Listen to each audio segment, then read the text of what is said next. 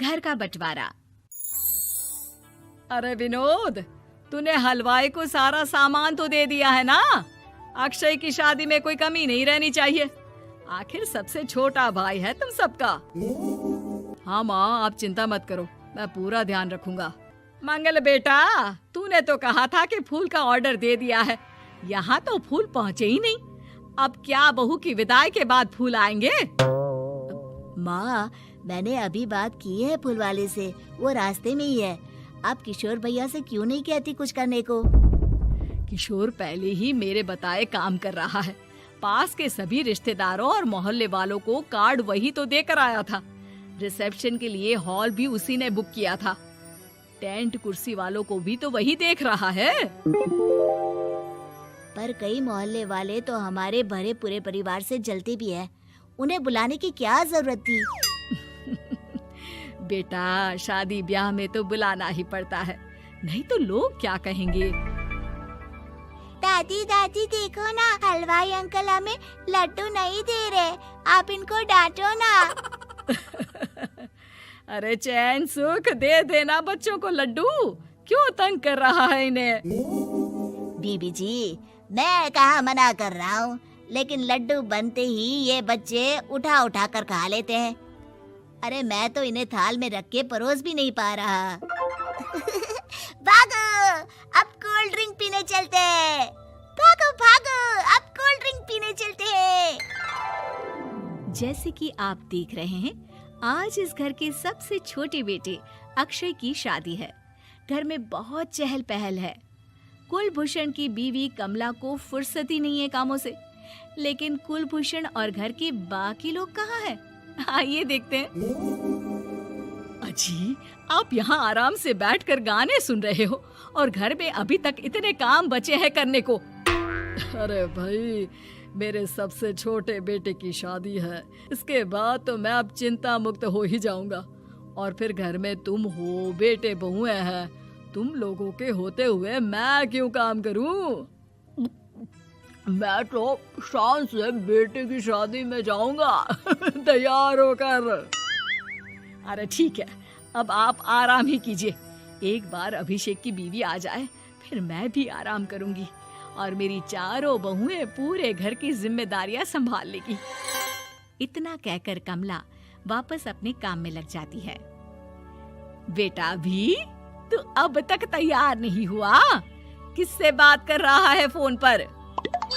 तैयार कैसे हूँ? सैलून जाने से तो आपने मना किया है, क्योंकि मुझे हल्दी लग चुकी है। भाभीयों को देखो, सुबह से पार्लर में है। अक्षय की शादी हो जाती है और नंदिता बहू बनकर घर आ जाती है, लेकिन इस घर की खुशियों को मानो किसी की नजर लग गई थी। नंदिता के आने के बाद आए दिन घर की शांति भंग होती रहती।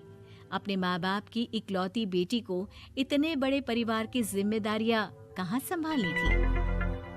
अभी देखो ना, मेरे हाथों की मेहंदी भी अभी नहीं उतरी है और तुम्हारी मम्मी ने मुझे घर के कामों में लगा दिया। मैंने सोचा था कि घर की सबसे छोटी बहू होने के कारण मुझे सब पलकों पर बिठा के रखेंगे, पर यहाँ तो पलक झपकने की भी फुर्सत नहीं मिलती। देखो नंदू, शादी के पहले ही मेरे घर वालों ने तुम्हें और तुम्हारे पेरेंट्स को बता दिया था कि मैं जॉइंट फैमिली में रहता हूँ, तो फिर अब ये शिकायत क्यों? और फिर तुमसे पहले मेरी भाभियाँ भी तो आई थी शादी करके, उन्होंने तो कभी कुछ नहीं कहा। नंदिता तब तो चुप हो जाती है, लेकिन ऐसा बहुत दिनों तक नहीं चलता। अरे नंदिता, माँ बाबूजी की दवाई का टाइम हो गया है, उन्हें दवाई दे आओ और उसके बाद सबके लिए नाश्ता बना देना। पर भाभी, मैं तो अभी अपना फेवरेट सीरियल देख रही हूँ, प्लीज मेरी जगह आप कर लो ना ये काम। ठीक है, मैं तेरी जगह माँ बाबूजी को दवाई दे आती हूँ और नाश्ता बना लेती हूँ। तू मेरी जगह पूरे घर की डस्टिंग करके 5 बच्चों को स्कूल के लिए तैयार करके भेज देना और दोपहर का खाना बनाने के बाद कपड़े धोकर सुखा देना। उसके बाद हम दोनों मिलकर बाजार जाकर सब्जी ले आएंगे, फिर डिनर की तैयारी कर लेंगे और उसके बाद बस भाभी, मैं माँ बाबूजी को दवाई देकर सबके लिए नाश्ता बना देती हूँ। हे भगवान, ये कहाँ लाकर फंसा दिया मुझे। मेरे घर में तो गिनती की 8 रोटियां और 2 सब्जी बनती थी और नाश्ता निपट जाता था, यहाँ तो रोटियों का ढेर और सब्जियां बड़े बड़े पतीलों में बनानी पड़ती है। नाश्ता बनते बनते लंच का टाइम हो जाता है और लंच बनते बनते डिनर का। अभी मुझ में तुम्हारे पूरे परिवार का नखरा उठाने की और ताकत नहीं बची। मैं ऐसे नहीं रह सकती। अरे तो क्या चाहती हो तुम? मुझे अलग रहना है बस। तो ठीक है, हम कल ही शिफ्ट हो जाएंगे किराए के घर में। इतना बड़ा घर होते हुए हम किराए पे क्यों रहेंगे? ना जी ना, घर में ही दीवार खड़ी करो अपने हिस्से के आगे। घर के साथ साथ घर की खुशियों में भी दीवार खींच जाती है। ऐसे ही कई महीने बीत जाते हैं और नंदिता माँ बन जाती है। बच्चे के आने से अभिषेक के कंधों पर खर्चों का बोझ आ पड़ता है। अभिषेक का बोझ कम करने के लिए नंदिता भी पार्ट टाइम जॉब कर लेती है, लेकिन इससे उसके सर पर नौकरी, घर और बच्चे की जिम्मेदारी बढ़ जाती है। नंदिता, ये क्या है?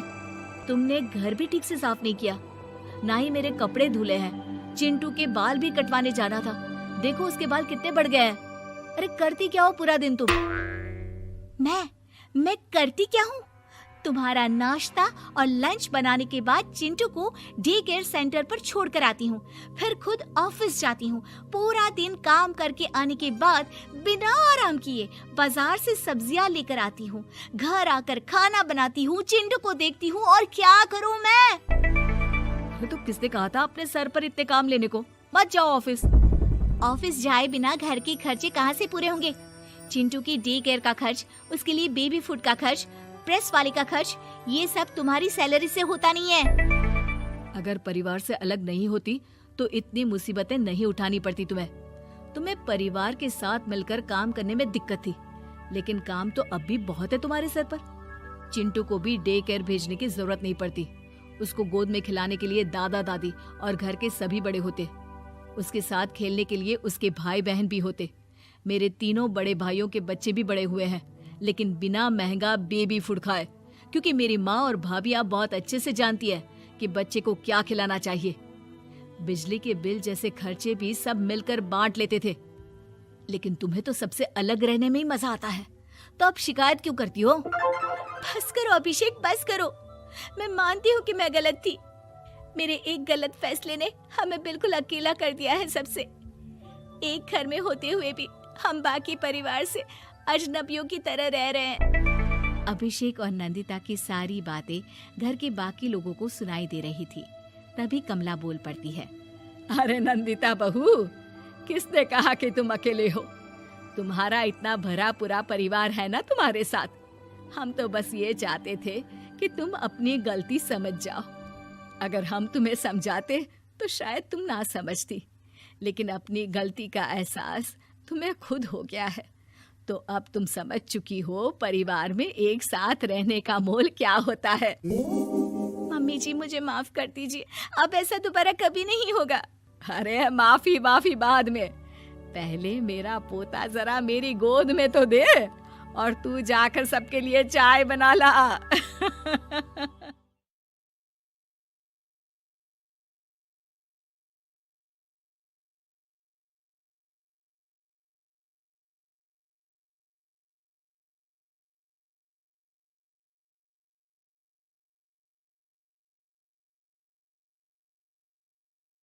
देवरानी की सौतन। राधा एक सीधी सादी लड़की है। उसकी सास विमला तो उसे बहुत प्यार करती है, लेकिन उसकी जिठानी लता को राधा बिल्कुल पसंद नहीं। राधा अपने ससुराल में बहुत खुश थी, लेकिन उसकी ये खुशी ज्यादा दिनों तक नहीं टिकी, क्योंकि राधा का पति मिहिर उसकी सौतन ले आया। ये कौन है जी? आप किसको घर पर ले आए? ये इस घर की नई बहू और मेरी पत्नी सोनाली है। क्या आपने दूसरी शादी कर ली? ऐसा करते हुए आपको शर्म नहीं आई? आपने एक बार भी मेरे बारे में नहीं सोचा? ये क्या बोल रहा है बेटा? तेरी पहली पत्नी के होते हुए तू दूसरी शादी कैसे कर सकता है? कौन है ये चुड़ैल? निकाल इसे यहाँ से। माँ राधा, अब दोनों एक बात समझ लो।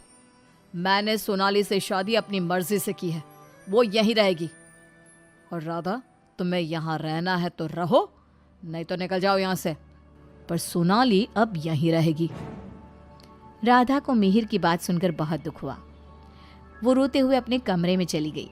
तभी मिहिर सोनाली को उसी कमरे में लाता है और राधा से कहता है, राधा, तुम गेस्ट रूम में शिफ्ट हो जाओ। आज से सोनाली मेरे साथ इसी रूम में रहेगी। ये क्यों इस रूम में रहेगी? ये मेरा कमरा है, आप इसे लेकर गेस्ट रूम में चले जाओ। ओह डार्लिंग, इस गवार को तुमने सर पर चढ़ा रखा है। छोड़ो ना, हम दोनों गेस्ट रूम में ही चले जाते हैं। वैसे भी इस रूम का इंटीरियर डिजाइन मुझे खास पसंद नहीं आया। ओके डार्लिंग, जैसा तुम कहो। मिहिर उसे लेकर चला जाता है और राधा कमरे में बैठकर बहुत रोती है। तभी वहां पर विमला और लता आ जाती हैं।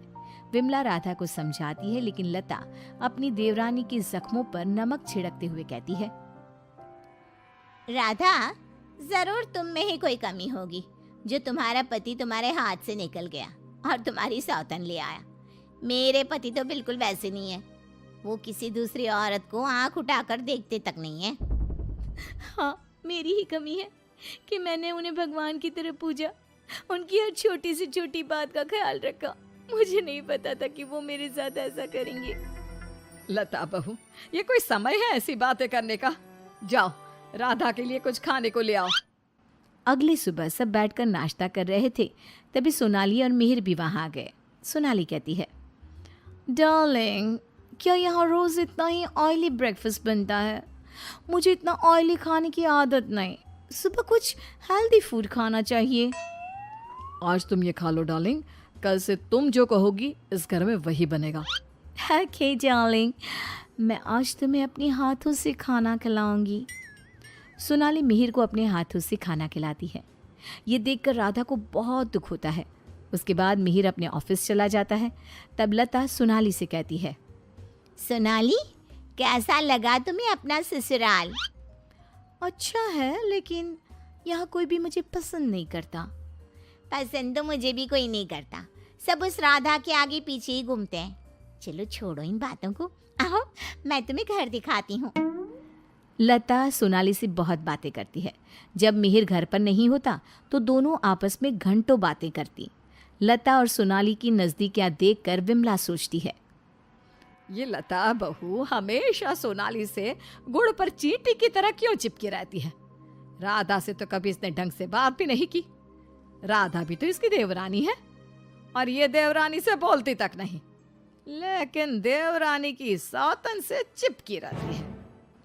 विमला ये सब सोच ही रही होती है कि तभी वहां राधा आकर पूछती है, माँ जी, आज रात के खाने में क्या बनाऊं? अरे राधा, मुझसे क्या पूछ रही है? अपने पति से पूछ। मिहिर जी।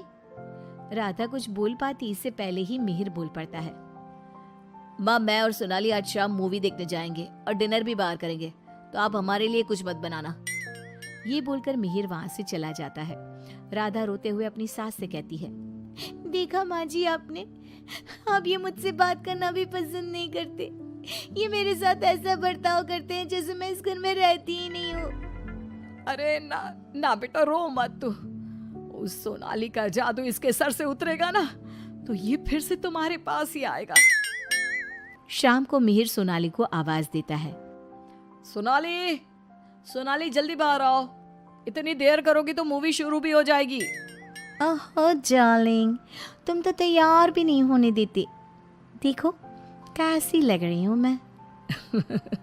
हमेशा की तरह बहुत खूबसूरत। अब चलो जल्दी करो, बहुत देर हो रही है। मिहिर सोनाली के साथ चला जाता है। ये सब देखकर राधा बहुत रोती है। इसी तरह एक दिन सभी बैठकर खाना खा रहे होते हैं कि तभी मिहिर सोनाली से कहता है, सोनाली, कल मैं ऑफिस नहीं जाऊंगा, कल हम शॉपिंग पर जाएंगे। ठीक है डार्लिंग। बेटा, राधा को भी शॉपिंग पर ले जा। उसके सारे कपड़े पुराने हो गए हैं और वो दिन भर घर के कामों में लगी रहती है, कहीं बाहर ही नहीं जाती। बाहर जाएगी तो उसका मन भी बहल जाएगा। क्या कह रही हो माँ? मैं राधा को लेकर बाहर जाऊंगा? कभी नहीं। सॉरी माँ, लेकिन मेरे पास टाइम नहीं है। मैं आपको रुपया दे दूंगा, आप चली जाना उसे लेकर। बेटा, तू तो राधा को बिल्कुल भूल गया है, मगर ये याद रख, वो आज भी तेरी पत्नी है और इसी घर में रहती है। हाँ, तो वो क्यों रह रही है इस घर में? चली क्यों नहीं जाती? राधा, अगर तुम चाहो तो मैं तुम्हें तलाक दे सकता हूँ। तुम ठीक से सोच लो और अपना फैसला मुझे बता देना। बदले में जो चाहो वो मैं तुम्हें दे सकता हूँ। मिहिर की बात सुनकर राधा के ऊपर मानो बिजली सी गिर गई। इसी तरह कुछ दिन बीत गए। राधा अब बहुत दुखी और चुप चुप रहने लगी। एक रात विमला किचन की तरफ पानी लेने जा रही थी, लेकिन किचन में से बातों की आवाज सुनकर वो बाहर ही रुक गई और सोचने लगी। अरे ये इतनी रात को कौन बातें कर रहा है? ये तो लता और सोनाली की आवाज लग रही है। ये दोनों इतनी रात को क्या बात कर रही है? ध्यान से सुनती हूँ तब पता चलेगा। वो दोनों की बात ध्यान से सुनती है। सोनाली लता से कह रही थी, देख मेम साहब, तेरे देवर को मैंने तेरे कहने से पटाया था। मैंने तेरा काम कर दिया। अब तू मुझे बाकी के रुपए दे दे, नहीं तो तेरे घर वालों को तेरी सारी सच्चाई बता दूंगी। अरे तू ज्यादा चालाक मत बन। मैं तुझे पहले भी कई सारे रुपए दे चुकी हूँ, अब और रुपया नहीं दे सकती। तू जैसी लड़की को इतना अच्छा घर दे दिया, इतना अच्छा पति दे दिया, और क्या चाहिए तुझे? विमला दोनों की बात सुनकर समझ जाती है कि दाल में कुछ काला है। वो सोनाली की जन्म कुंडली निकालने में लग जाती है। तब उसे सोनाली की सच्चाई पता चलती है। एक दिन विमला सारे घर वालों को बुलाती है और कहती है, मेहर, तुमने सोनाली से शादी कर ली है, ये बात हमारे रिश्तेदारों को भी तो पता चलनी चाहिए ना। मैं तुम दोनों की शादी की खुशी में एक छोटा सा प्रोग्राम करना चाहती हूँ, जिसमें मैं सारे रिश्तेदारों को बुलाऊंगी। सोनाली, तुम भी अपने रिश्तेदारों का नाम और पता बता दो, मैं खुद उन्हें निमंत्रण भेजूंगी। ये सुनकर सोनाली घबरा जाती है। तभी मिहिर कहता है, माँ, सोनाली का कोई रिश्तेदार यहाँ नहीं रहता, वो सब अमेरिका में रहता है। सोनाली खुद अमेरिका से आई है, इसलिए आप बस हमारे रिश्तेदारों को ही इनवाइट कर दीजिए। मेहर, तुम बहुत भोले हो, तभी तो इस 420 सोनाली ने तुम्हें आसानी से बेवकूफ बना दिया। यह कोई अमेरिका से नहीं आई, ये जेल से आई है, और इसके घर वाले भी एक नंबर के चोर है।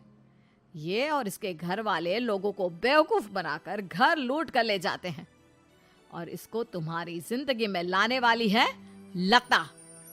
लता, अब तुम बताओ, क्यों किया तुमने ऐसा? हाँ, मैंने ही सोनाली को रुपए दिए थे कि वो मिहिर को अपने प्यार के जाल में फंसा ले और मेरी देवरानी की सौतन बनकर इस घर में आ जाए। लेकिन भाभी, आपने ऐसा क्यों किया? क्योंकि मैं जलती थी तुमसे। घर के सभी लोग और माँ तुमसे प्यार करते थे। मैं तुमसे बदला लेना चाहती थी, इसलिए मैंने ऐसा किया। भाभी, आपको शर्म आनी चाहिए। आपने मेरा घर बर्बाद किया। मैं आपको कभी माफ नहीं करूंगी। सारी सच्चाई जानने के बाद मिहिर सोनाली को घर से निकाल देता है और राधा से माफी मांगता है। राधा, मुझे माफ कर दो, मैंने तुम्हारे साथ ठीक नहीं किया। मिहिर, मैं तुम्हें माफ नहीं कर सकती और ना ही तुम्हारे साथ रह सकती हूँ। मैं जा रही हूँ ये घर छोड़कर। लेकिन राधा, इसमें मेरी क्या गलती? ये सब तो भाभी ने किया है ना, मैं तो बेकसूर हूँ। अगर सोनाली सच में अच्छी लड़की होती तो क्या तुम उसे छोड़ते? कभी नहीं। और इस बात की क्या गारंटी है कि कल तुम्हें सोनाली से अच्छी लड़की मिलेगी तो तुम दोबारा ऐसी गलती नहीं करोगे? राधा अपना सामान लेकर घर से जाने लगती है। विमला और मिहिर उसे बहुत रोकते हैं, लेकिन वो नहीं रुकती। राधा जाते जाते अपनी जेठानी से कहती है, भाभी, आप क्यों उदास खड़ी हो? आपने जो चाहा था वो तो पूरा हो गया ना। मैं जा रही हूँ हमेशा के लिए। अब आप ही इस घर की बहू हैं। अब सब आपको ही प्यार करेंगे, बस। तभी लता का पति विकास आ जाता है और कहता है, नहीं राधा, ये इस लायक नहीं कि इसे कोई प्यार करे। लता, तुम अभी इसी वक्त इस घर से निकल जाओ। मैं तुम्हें एक सेकंड भी यहाँ बर्दाश्त नहीं कर सकता। अगर मैंने तुम्हें इस घर में जगह दी तो न जाने कल तुम हमारे ऊपर कौन से दुखों का पहाड़ तोड़ दोगी। लता विकास से बहुत माफी मांगती है, लेकिन वो उसे घर से निकाल देता है। लता को इस बात का पछतावा था कि उसने अपना हंसता खेलता घर बर्बाद कर दिया। ना तो विकास अपनी पत्नी लता को माफ करता है और ना ही राधा अपने पति मिहिर को माफ करती है।